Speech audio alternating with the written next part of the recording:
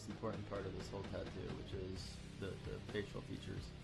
First thing I'm probably going to do is I'm going to just start mapping in some of the dark spots and just get spots started on the face, not necessarily to finish, but just a nice, easy on the skin layer, nothing too crazy, not too much damage, just to get it started.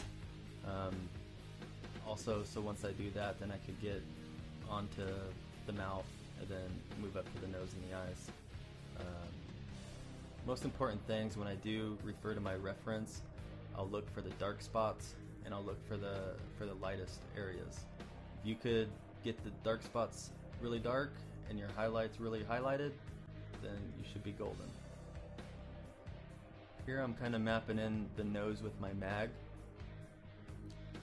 I'll probably go back through in a little bit with a liner just to kind of tighten it up a little bit.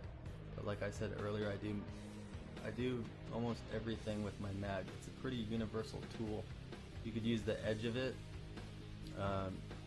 with half of it sticking out of the skin, and it gives a really nice blend. Almost kind of like using a 7 or a 9 mag, but blending easier. And you could also use it side to side for hair.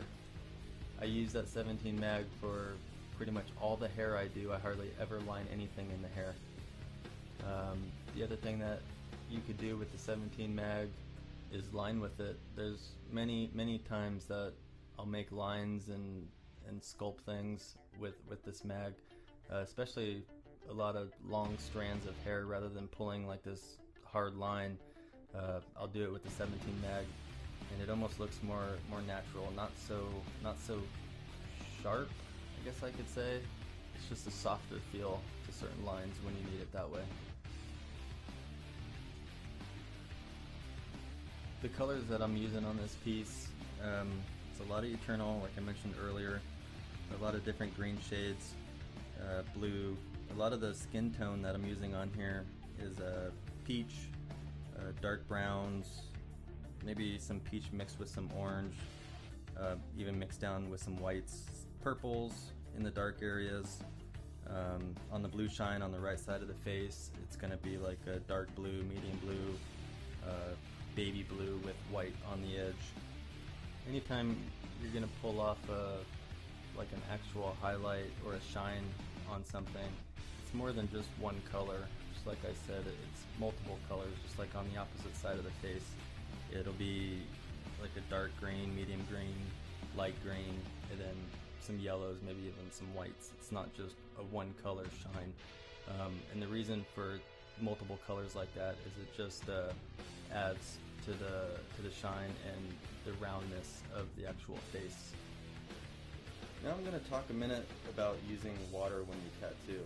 Like I said, I filmed this about 6 months ago, and I definitely use a lot less water nowadays. On this video you'll probably see me dip in the water a lot. But nowadays it's a lot less. I still put a drop of water on my ink caps before starting, and through the process I would dip in the water after I dip in the ink. It mostly helps to smooth things out and allow more passes over areas because it's not packing in that ink so much. But really it's not completely necessary. These days I'm using a lot less water. It helps to saturate faster and bolder with less passes, and it causes a lot less skin trauma. Because if it's watered down, obviously it's not getting in there bold enough, and you have to go over it more to get it saturated and bold. And you want it bold mostly to hold up over time, and especially in your dark areas and spots you don't have an outline. Although I still use a bit of water here and there, but it's for spots that need to be built up. Mostly I do it on the nose and sometimes ears. Noses, I think, are the hardest part of the face, so that's a spot I'll slow down and dip in the water and build that section up till it looks right. It's something you just need to play around with yourself. No matter what, when you're doing these pieces and trying new things, it's all trial and error. Just make sure your errors aren't noticeable and learn from the little things that work or didn't work. If you're beginning with portraits and trying to learn them, you can use the water trick to build things up slowly until you get comfortable tattooing faces. I still sometimes put a drop of water on my ink caps, mostly if it's thick, if it's a thick color, or if I'm at a convention and it's real